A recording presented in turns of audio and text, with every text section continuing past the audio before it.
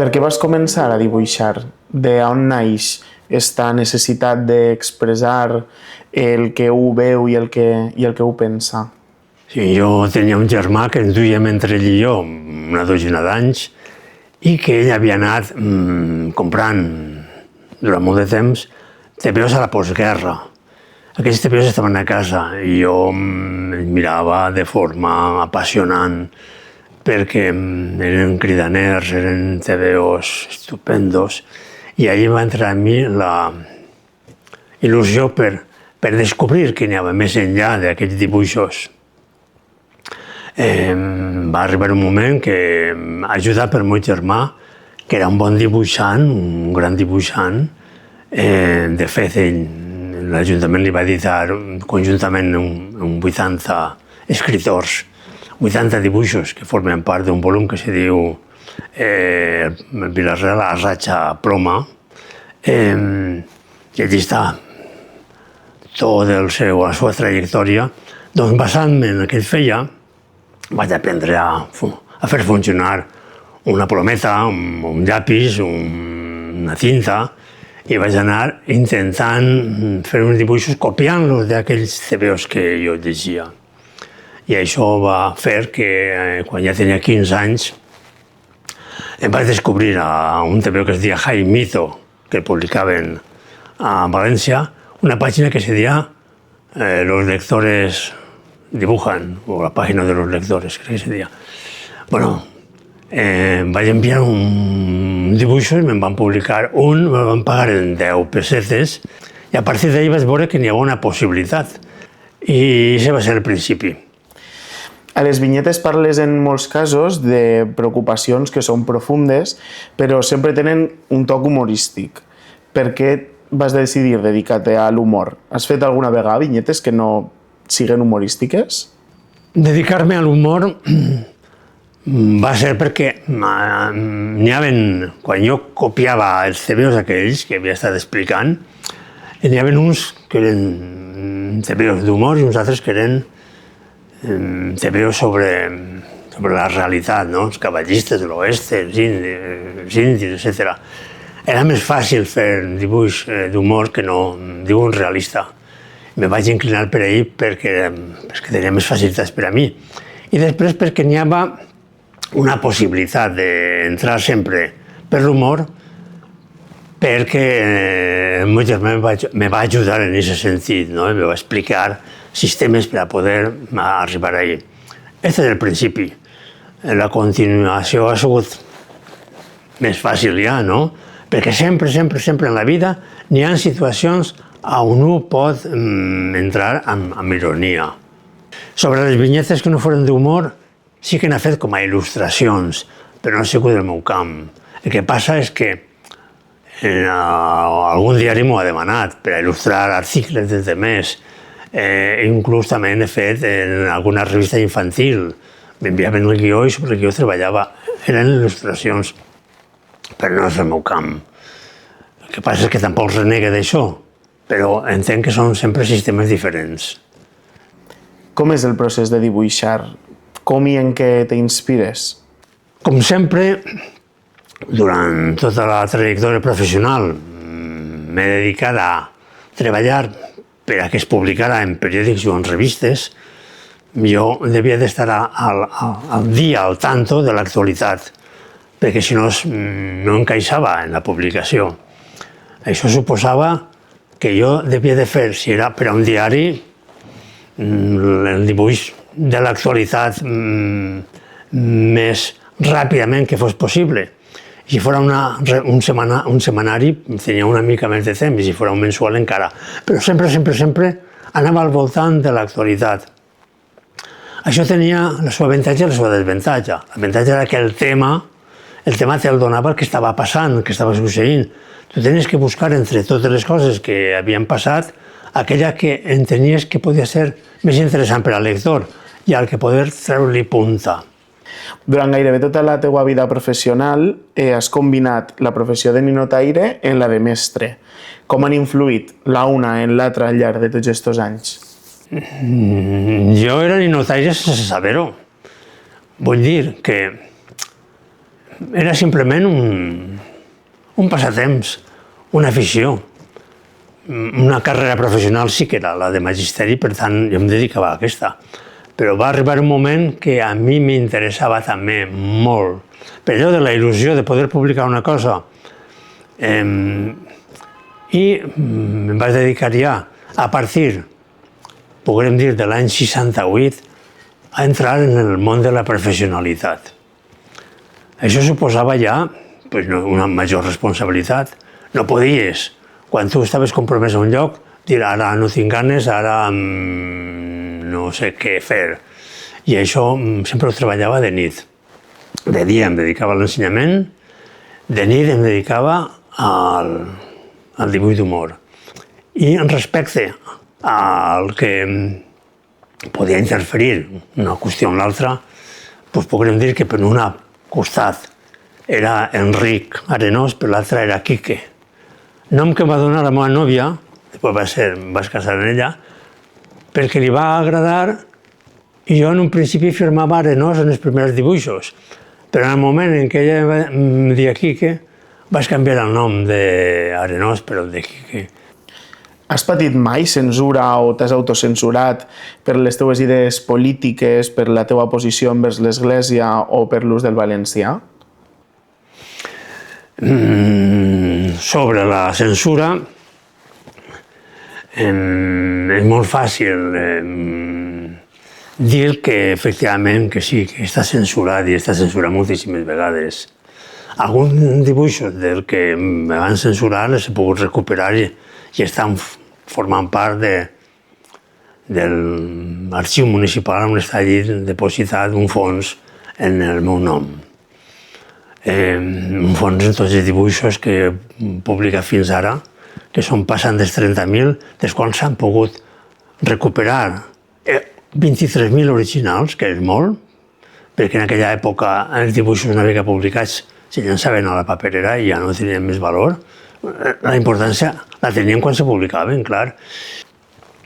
Què passava en la censura que dic que n'hi ha uns quants dibuixos recuperats que estaven censurats? Suposava que, o hi ha que pensar que un periòdic, una revista, sempre forma part d'un estament econòmic, d'una societat econòmica que el que busca és guanyar diners o almenys no perdre'ns. I velar pels seus interessos, sobretot quan més gran és el diari o quan més gran és la revista, més busca que hi hagi un equilibri entre lectors i el que publica, no pot anar perdent lectors. Això fa que el director revise els originals i diga aquest m'interessa, aquest no m'interessa. De vegades no li interessa perquè pugui no interessar al lector, de vegades no li interessa perquè a l'empresa no li interessa i de vegades el que no li interessa és a d'ell. Per què? Perquè allí has col·locat una idea política que no forma part d'aquesta empresa i per tant queda eliminada. I tu tens que saber-ho, perquè no pots estar dibuixant o escrivint perquè allò vaja a la paperera directament. Per tant, ja n'hi ha una autocensura primitiva i després n'hi ha una autocensura segona. I és més, ho arriba a la conclusió de que si vol publicar allò que realment ell vol fer, té que editar-se la seva pròpia publicació, siga un diari, siga una revista. I ahí sí que podria ficar, si el deixaren, en certes èpoques, tot allò. Perquè, clar, nosaltres tenim una visió actual, però hi ha que pensar de l'època franquista, i jo he estat treballant tots aquests anys, i tinc inclús dibuixos en què n'hi ha un encuny darrere en què autoritza que aquest dibuix fos publicat. Vull dir, les revistes dels diaris abans duien els originals perquè passaren per censura. Tu no eres tan capritxós de poder fer coses que ja sabies que anaven directament a no poder-se publicar. Ara és diferent, però així tot existeix pressió també. De vegades t'expliquen el per què no et publiquen un dibuix. A mi, en una revista, un seminari de Barcelona, en el que publicava, van censurar 3, 4 o 5 dibuixos, no recordo ara, estaria per ahí. Però sempre el director m'explicava el per què. I jo li deia que no estava d'acord, però al final l'opció que m'anava era la del director, clar, i així segueix funcionant el sistema de lo que és censura i no. Abans era duríssima, per qüestions polítiques, ara existeix també, no hi ha que oblidar-ho. Quina importància té per a tu la llengua en la teua obra? Era un desert. No hi havia publicacions en valencià. I després van anar apareixent algunes en la democràcia, però, clar, de vegades eren copades per dibuixants que estaven propers a elles, a València, fonamentalment. I, clar, tu treballaves sempre en inferioritat de condicions. Jo vivia a Vila-real. No era igual viure a València que viure a Vila-real. Al final va aparèixer una revista que s'anomenava i que existeix, Saó, que ja té 50 anys, que va ser un dels que van publicar en el segon número. I des d'aleshores, vull dir que durant aquests 50 anys està publicant en Saó de València dibuixos en valencià. Mai ningú problema. En aquest cas, mai ningú problema, perquè sempre he sentit, no sé, el pensament era el mateix.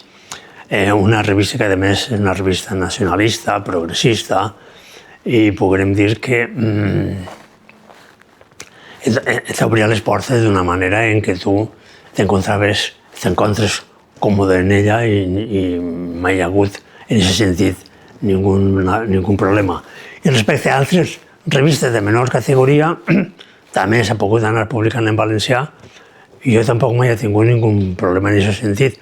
Però, clar, el treball que jo he fet en valencià sempre ha sigut minoritari respecte a altres revistes que s'editaven o a Madrid, o a Sevilla, o a Saragossa, o a la mateixa València.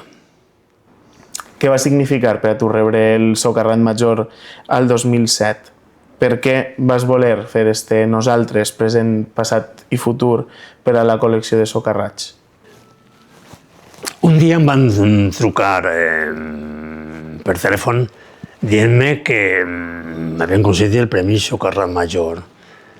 I jo vaig dir que devia de ser un error, perquè jo no pensava en aquestes coses ni que pogués haver un grup de gent al poble que em pogués donar un premi d'aquesta categoria. Però no era ninguna broma perquè van venir a casa no 2 o 3 persones per a comunicar-me de forma oficial, sinó van vindre així com una dotzena per a felicitar-me. Eren amics, eren coneguts, eren gent en què, no sé, realment m'encontrava molt a gust. I aquesta és la paraula en què puc rememorar aquells moments i rememorar els actuals. Vull dir, sempre m'he encontrat molt a gust en Socarrats. És l'associació per excel·lència, l'associació cultural per excel·lència que existeix a Vila-real en defensa del que suposa la llengua del país i el nostre poble. Clar, ser socarrat i ser socarrat major no deixa de ser un honor. Quan vaig veure el llibre de Vicent Gil, vaig pensar que aquesta col·lecció que s'iniciava no sols podia abarcar la història local, sinó algun altre aspecte que fora referent a país i a llengua, com és en aquest cas.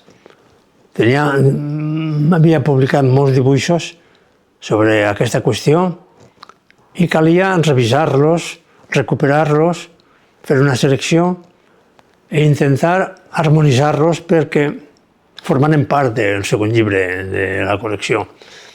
Em va costar temps,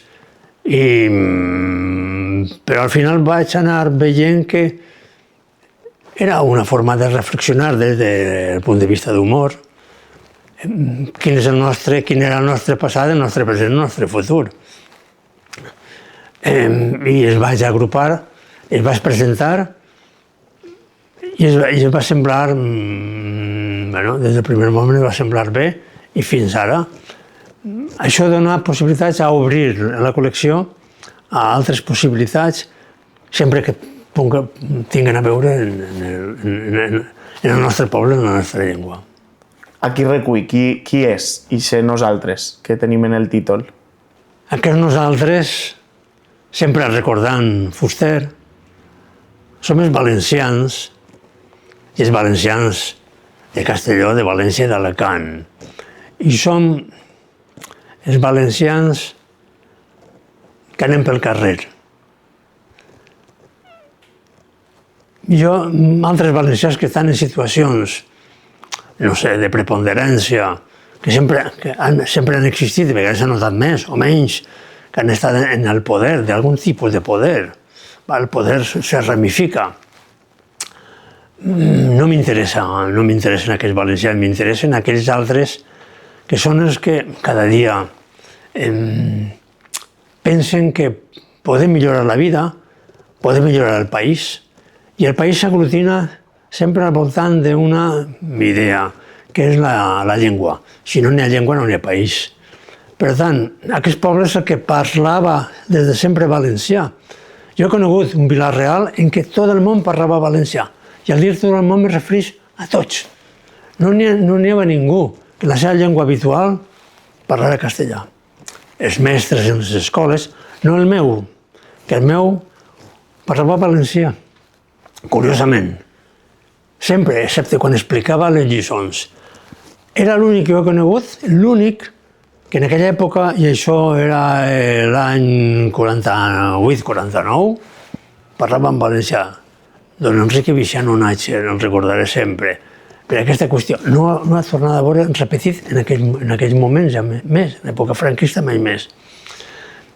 Clar, a part de que els mestres per obligació parlaven castellà a les escoles, a excepció del que he dit, hi havia dos estaments més, només al poble. Un era la Guàrdia Civil i l'altre era els representants que arribaven per buscar els clients, sempre venien de fora. Però la llengua sempre era el valencià. Ens agradaria tornar ahí, efectivament, però sempre les classes dominants han intentat que no fos aquesta llengua, perquè saben molt bé que aquesta llengua unifica, ajuda, empenta, i que l'altra llengua, en la situació valenciana estic parlant, dona el poder, dona la preponderància.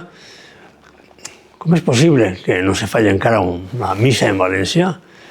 En un principi es feia en llatí, quan jo anava de menut. Però resulta que els confessionaris funcionaven en valencià, la sagristia funcionava en valencià, parlar en els capellans funcionava en valencià. A què canviar aquesta llengua per castellà com ara? És un exemple. Es poden posar també en el món de l'empresa, en el món de la política, en el món del futbol, etc. Com són estos personatges tipus de Quique que trobem als llibres? Els menuts fan preguntes innocents, els majors enraonen en humor i només s'enfaden els feixistes. Qui són aquests personatges? Per a muntar, podríem dir, el decorat d'una cosa que ha estat donant-li voltes per a pensar quins personatges, què col·locaràs allí. Jo sempre utilitzo un paper que després llanço a la paperera en què faig unes ratlles allí. I clar, dependent del que està pensant sobre un problema, sobre qualsevol circumstància que siga, no sé, que siga interessant, què posaràs? Posaràs un vell? Posaràs una senyora? Posaràs allí decorat poc, perquè a mi m'interessa més el que està davant que el que està al fons. I de vegades dius, mira, posem la innocència, que és el que fa la pregunta, o és el que de vegades la contesta, que sempre és un nen és una nena.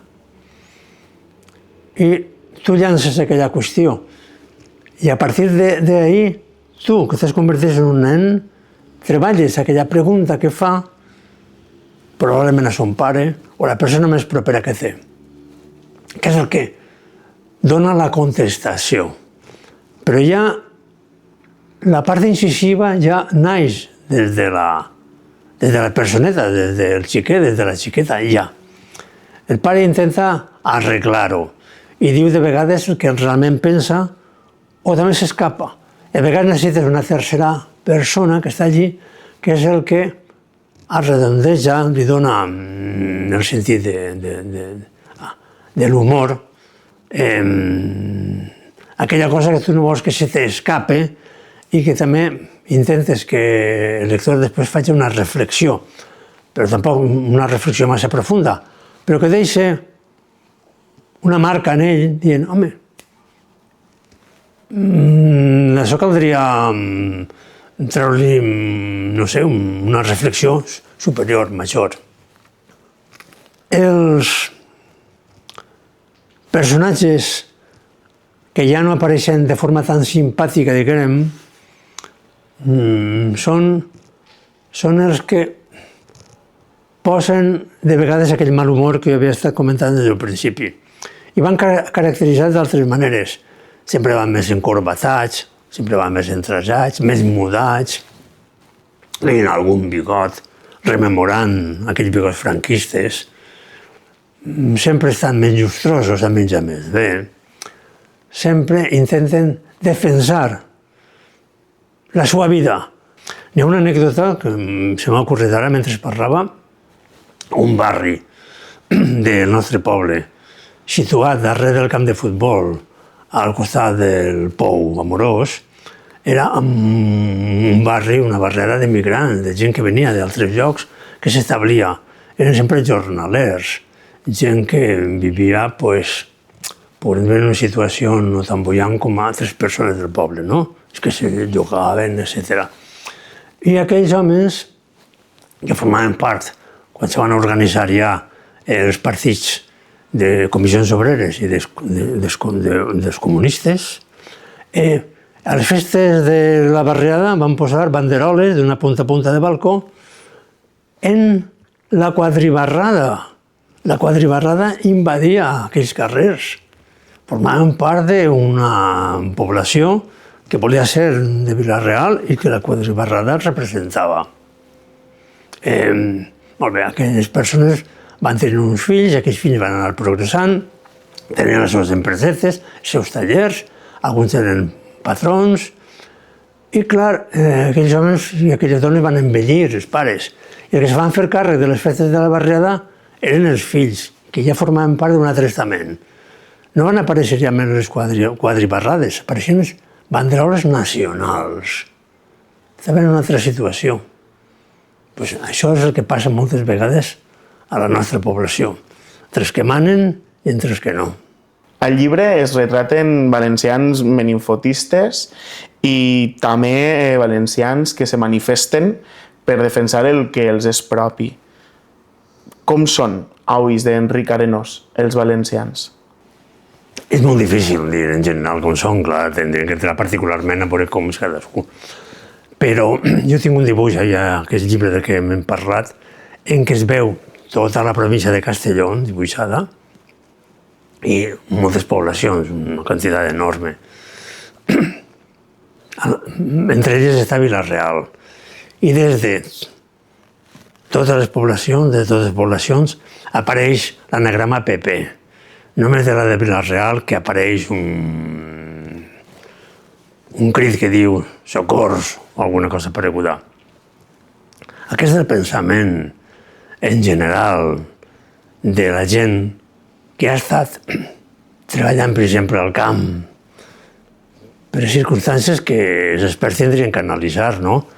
Però la gent llauradora, alguns amics que eren llauradors, quan eren joves m'ho diuen, jo és que no puc canviar de partit. Quan se va instaurar la democràcia, un me dia, estàvem els amics i dia, és que ara vindran els de més i s'ho enduran tot, no? Mos quedaran sense res. Vull dir, aquesta és la mentalitat que en general ha sofert la classe llauradora, la classe del camp. Per tant, no estranya massa que en les poblacions que són menudes de la nostra província la gent vota PP. Com són els valencians? Doncs dependeix, podríem dir, en la reflexió, el pensament que hagin fet al llarg de la seva vida, de mirar què és allò que convé més a tots, què és allò en què estaríem tots, podríem dir, en una altra situació, una situació diferent, i altres que no volen que canviï res perquè tenen temor, tenen por d'això. L'any que ve faràs 70 anys, quasi que fas il·lustracions per a publicacions. Quines coses han canviat des d'ençà en la forma de mirar i d'il·lustrar de Quique? I en la forma de mirar d'Enric, quines coses romanen com el primer dia? No és igual quan en l'època primitiva que en la d'ara, perquè ara està tot més consolidat. Tot s'ha anat evolucionant també al mateix temps que ha anat evolucionant el món, el lloc on vius i les circumstàncies. Això també te dona una capacitat de reflexionar superior. I després, respecte al dibuix, jo no he sigut mai un gran dibuixant, però m'he valgut, he tingut els meus truquillos i logres al final a poder dominar el pols, i encara me funciona bé. Què significa per a tu ser valencià i ser de Vila-real? Què significa ser socarrat? Jo que me preguntaven d'on era, jo sempre deia que era del carrer Axiamo, perquè això dona una impronta, com tots els altres carrers de la població. Haver nascut a un lloc de Vila-real, ja podríem dir, és suficient. Te dona una marca. No pots fer altra cosa. Ser de Vila-real, ara que jo no estic a Vila-real, em suposa un gran esforç. Cada dia, tinc que confessar-ho, entre a veure què passa al poble i busque i estic al dia, perquè no puc passar un sol dia sense saber què està passant allí, ja que no puc estar present. I això és el que, des del naixement, queda gravat en un. I seguir durant tota la seva vida, anhelant la població on va néixer d'on és. Això suposa ser valencià, ser del país, voler la terra, voler el lloc on ha vist la llum, voler la seva llengua, i després, si damunt de tot això el fan socarrat major, podrem dir ja que arriba a prop del cel. Bé, Enric, moltíssimes gràcies per el teu temps i fins la propera.